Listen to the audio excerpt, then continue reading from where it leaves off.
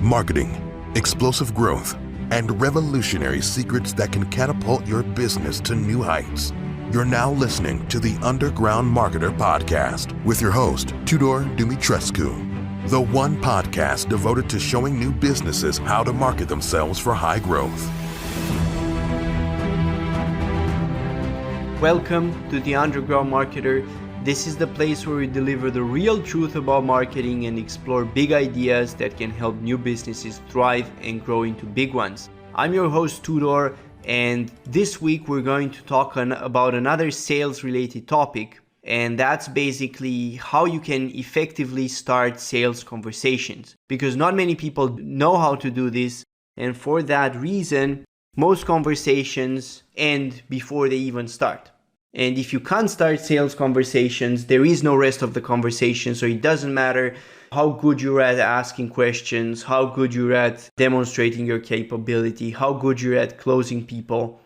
All of that doesn't matter. And it doesn't mean anything because you simply can't start conversations with people and you can't get them interested to hop on a call with you and give you their time. So how do you do that?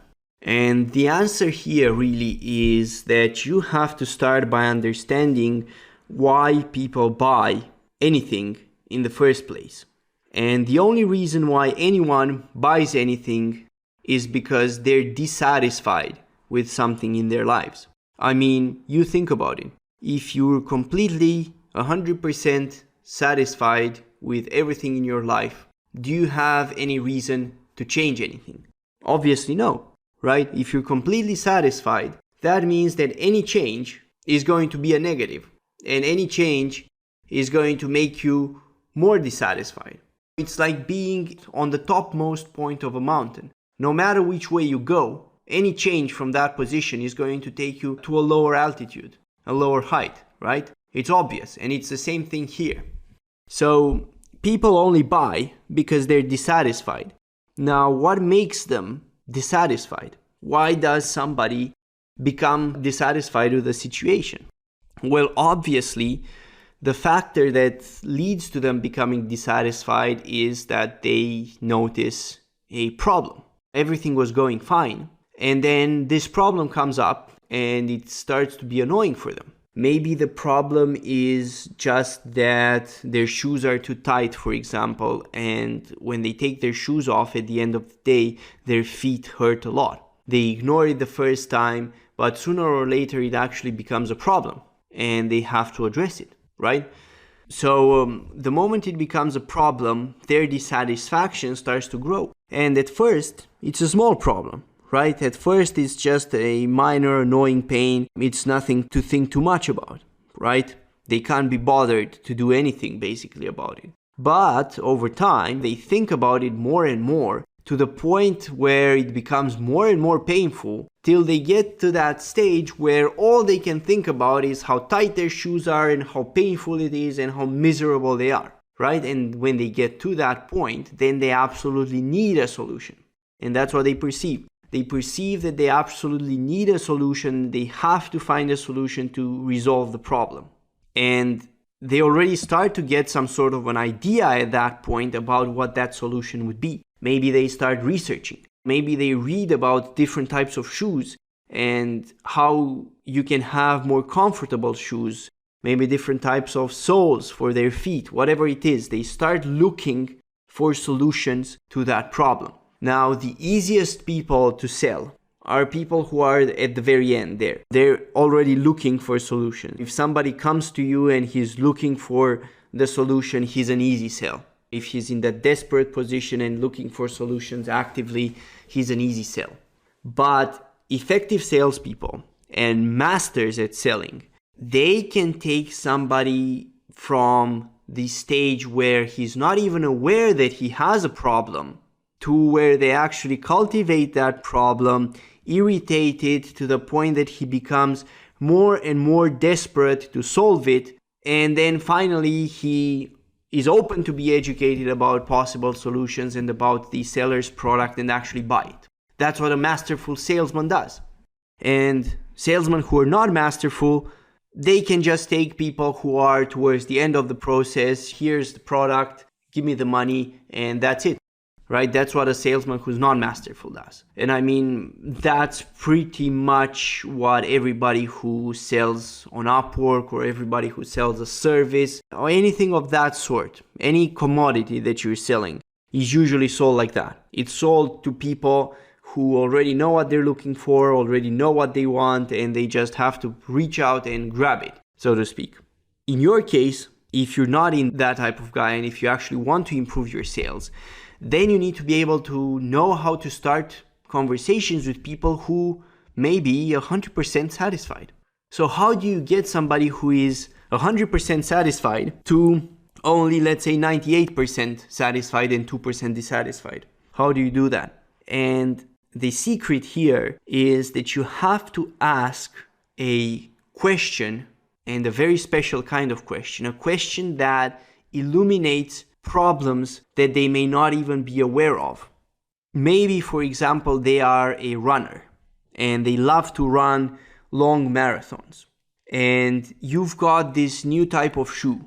And this new type of shoe, because it's a lot more comfortable and it's designed for extensive exercise and has a special shape that actually moves with the curvature of the foot as the person is running, it's able to make people run a lot longer with a lot less effort because it feels less painful. Maybe that's your product. So in that case, you would have to ask the person that you're approaching an illuminating question. Maybe you ask them, do you find that running the last 10 miles of the marathon is harder than the first 10?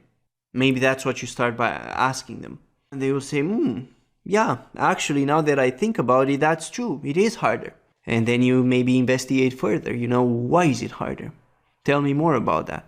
And they start saying, well, my feet sort of start swelling and it gets more painful. I have to concentrate a lot more to keep running. Part of my mind wants to quit and it's just very difficult to keep going. And maybe then you ask them, well, how do you solve that now? How do you deal with it? And they're like, well, I don't really have a way to deal with it. I just force myself, I guess, to move through the pain and complete the marathon. I think about how I'm going to feel when I finish it. And then maybe you continue. You ask them, wouldn't it be wonderful if you could actually run the last 10 miles of the marathon as easily as you ran the first 10? And they're like, oh yeah, of course, I would love that. And then you say, well, John, or whatever their name is, these shoes that I have, we've designed them specifically to address this problem. It helps long distance athletes run the last 10 miles as easily as the first. And the way it does that is through this special technology where the shoe really molds around your foot and makes sure that it's as if you are running without wearing any shoes. They're not tight around your feet. They don't make your feet swell. They have perfect ventilation. They're super comfortable. You don't even feel like you're wearing anything. Would you like to try them on? And when you do things like that, he would be almost crazy to say no. He would be almost crazy to say, no, I wouldn't like to try them on. And the moment he tries them on and sees the difference, it's pretty much game over and he's going to buy. So that's what a masterful salesperson does. And that's how he initiates conversations. And the beauty about these illuminating questions, as I call them, is that when you ask them, it makes the person think and it makes the person realize that they may have a problem that they never thought about and they never realized that they were having. And it also helps you in another way. Namely, you don't waste your time trying to speak with people who don't have the problem that you can solve. So suppose that guy that you asked the question to, the first illuminating question says, oh, I never run marathons. I've just maybe done it once 20 years ago. I'm not really into that. Then that he's not a prospect. Then you stop speaking with him and you say, okay, John, that's all I wanted to ask. And that's it. You move on. You don't waste your time speaking with somebody who's not actually a prospect for your situation. And that's what you need to learn to do as a masterful salesman, right? You need to learn how you can ask these questions to, first of all, filter through, because that's what you're doing. The first job, I say, in selling is to figure out who the buyers are. Who are the people who can actually benefit from this? Because not everybody can, right? So if you're wasting your time trying to sell every single person you meet, first of all, you're going to feel bad about yourself because you're putting tremendous pressure on yourself. You're saying that it's all on you. If they don't buy, that's your responsibility, because in your head, you think that everybody should buy. Everybody you speak to should buy. And if you fail to do that, then of course, it's your fault. But it doesn't have to be like this. You can change your mindset and you can realize that, look, the first job in selling is for me to actually identify those people who can actually benefit from this and who actually would like to buy if they only knew about it and they understood it. I'm not trying to sell to anybody. If somebody is not a fit, that's their problem. That's not my problem. To be a good salesman, all I have to do is close the people who actually would benefit from this and would need it, right? And actually want it. And that's how you change your mindset about that. And once you make that change, then it becomes much easier to navigate all sorts of sales situations because you don't put so much pressure on yourself as you did before, right? And it's going to make a tremendous difference for you once you start applying this. And understanding the power really of illuminating problems before you sell also showcases you how you can start conversations in ways that are actually meaningful to people, and people don't feel like you're a sleazy car salesman following them around to push something down their throat, right? Because nobody wants to feel that. And once you learn to use illuminating questions and you learn to make buyers aware of problems they didn't even know they had, you literally have a superpower, because you're going to be able to turn any conversation with anyone into a potential sales conversation if they're a prospect. Again, we're not talking about people who are not right for your product. You're not going to be able to turn conversations with those people into a sales conversation. I mean, you could if you lie to them, but what's the point of doing that, right? So that's pretty much what I wanted to share with you in this episode. I wanted to share with you the power of making people conscious of their problems and getting them dissatisfied with the current situation, and getting you to realize that in all situations, you have to do this before you can successfully sell someone. Maybe you don't have to do it in the sense that somebody already did it before you. They read some marketing, they read some advertising, they had certain life experiences. And so you no longer have to do that because those life experiences and that advertising really did it for them. They're already aware of the problem. Now they're just looking for a solution. You do get a few of those. But most people, by far, the mass number of people, they're not in this situation. So you have to bring problems to their awareness before you can actually sell them. And if you try to sell them before you actually bring a problem to their awareness, they will tell you that they're not interested. And it wouldn't be a lie. It's the truth. They simply don't know that they have a problem. They don't know that they would actually be interested in what you have because they're not conscious of any dissatisfaction. They're completely satisfied with what they have, right? So then they don't want anything. And there's no way for you to make them want it, at least not directly, at least not without going through that process that we just talked about. But if you can actually go through this process, you're going to see that sales is a breeze and sales is not hard. A lot of you may be thinking that, oh my God, sales is so hard. Sales gives me so much anxiety and so on. And the reason it's so hard and gives you so much anxiety is because you have the wrong expectations. You expect that every person you speak to is a buyer. You expect that it's your job as a salesman to close everyone you speak to. And that's wrong. It's not true. Your job as a salesperson is to figure out if the people have a problem that your product can solve. That's number one. And if they do, then your job becomes to get them interested, to present them the solution, and to close them. Only then is your job closing them. But it's not, your job isn't to close them the first time you speak with somebody. And I've spoken with a ton of salespeople, and all of them who are anxious about cold calling or cold outreach of any kind, they're anxious because in their mind, they think that if I hop on a call with this person, I have to close them. And if I don't close them, I'm a bad salesperson. And the reason they think that is because they just don't understand the process. And again, knowledge is power.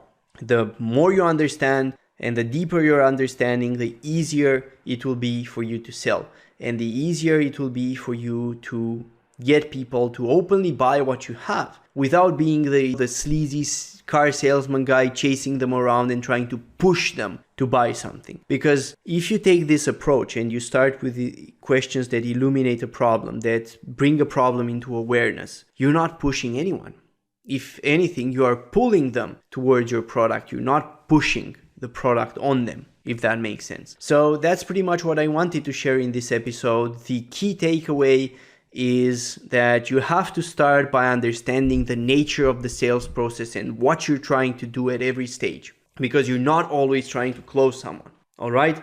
The first thing that you do is that you're trying to identify people who can actually benefit from what you have and who have problems that you could solve. And the way you do that, even if they're completely unaware of a problem, is that you can bring it into their awareness with the right question. And then with the questions, again, you can develop that problem to the point that it actually becomes a pain for them and they have to solve it. And that's when you start selling them. And by that, I mean closing them and presenting them with your product, not before. Don't even bother to present what you have if they're not aware of a problem. And once you understand this aspect of the sales process, everything literally becomes easy peasy and anyone can do it. It's not actually hard. What's missing for most beginners is actually an understanding of what makes people buy. Why do people buy? What sort of process do they go through to go from being completely satisfied to being somewhat dissatisfied to being very dissatisfied to researching and looking around for solutions to actually buying.